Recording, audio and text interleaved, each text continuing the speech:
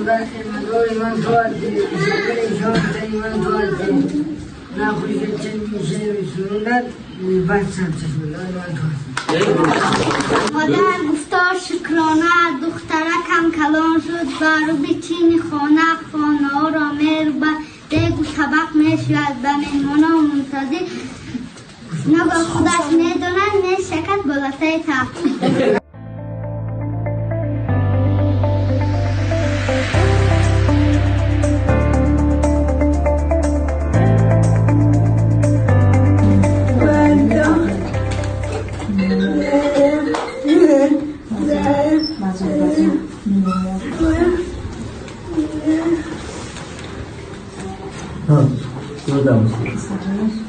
Kisah hoyas?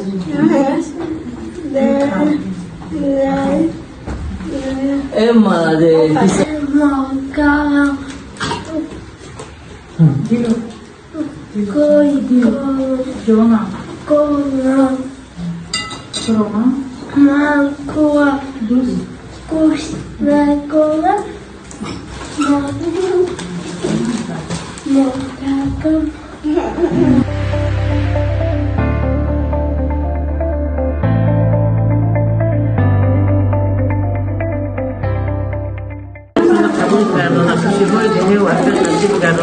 این کاری که خرسان کردی الله همیشه شما رو خرسان کنه همیشه سربلند باشه که کار ما قبول باشه الحمدلله رب العالمین و علی عاقبة المتقین و صلوات و سلام علی رسول محمد و علی آله و اصحابه.